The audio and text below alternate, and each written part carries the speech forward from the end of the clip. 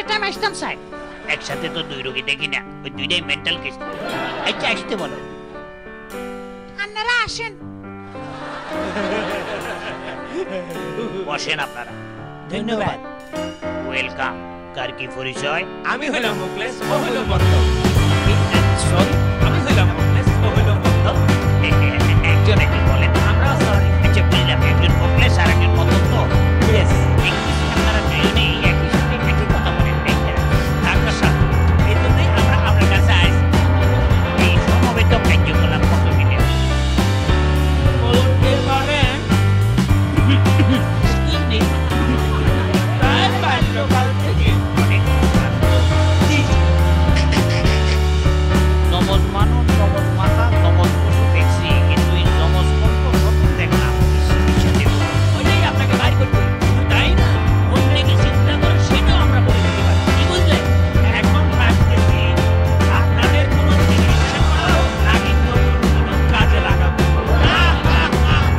ওটা আমরা কি জিনিস? শোনেন, আমাদের দেশে যে হারে গলাবাজি হয়, তাতে এক গলায় আর পোষায় না। ভাবতেছি এই গলাবাজিতে যমজ গলার চালু করবো কিনা। রাজি?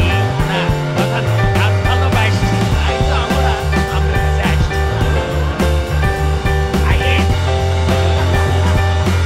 Sorry, স্যার, আপনার খেলা তো ভাইয়ের পরিবার।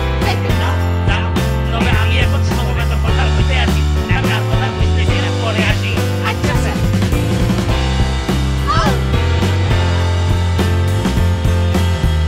Excuse me.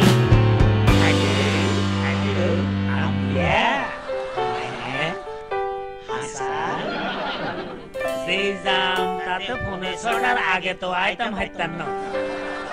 আমিয়া দুপুরে তো বউ ভাত খামু, রাতে একটু শুটকি রান্দিও। সরি, আমার ওয়াইফ ফোন করছিল। আমরা কিছু মনে করি না। আমাদের চিকিৎসার জন্য এই দুইটা ওষুধ আপনাদেরকে দিলাম। আমি খুব খুশি হয়েছি, কারণ আমাদের কথা বললেও গলাবাজি পছন্দ করেন না। Thank you. ওষুধটা কাজ করব তো?